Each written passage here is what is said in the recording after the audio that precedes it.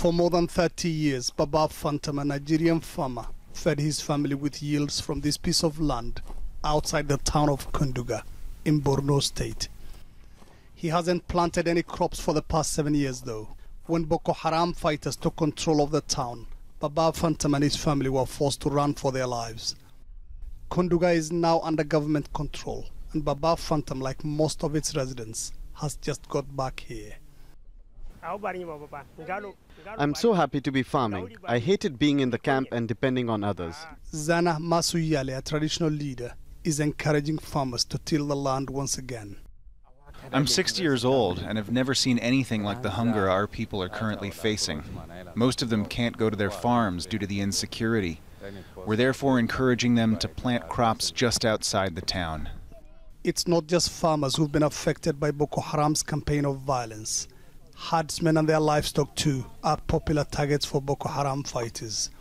Thousands of displaced nomads live in this IDP camp on the edge of Konduga.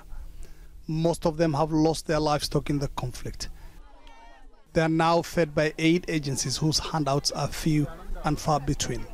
Boko Haram attacked our village and took away our cattle. We have no food on the most days. We are not used to this life. They're not safe here either. They say they can't venture more than a kilometer out of the camp. Anything beyond that is still Boko Haram territory. Herdsmen grazing their weak herds in towns and villages is a common sight across northeastern Nigeria. The hunger these people are facing is not caused by a strange environmental event. It is man-made, the result of a lethal mix of years of conflict, marginalization and bad governance.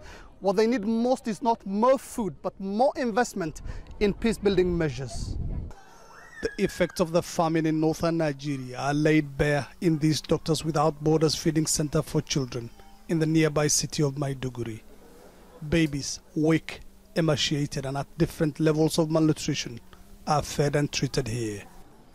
More than 2 million people have been displaced since the Boko Haram insurgency began 8 years ago. The Nigerian military is starting to reclaim territory from the fighters, but the conflict has taken a brutal toll. The people, and especially the children, face a new and just as deadly enemy, starvation.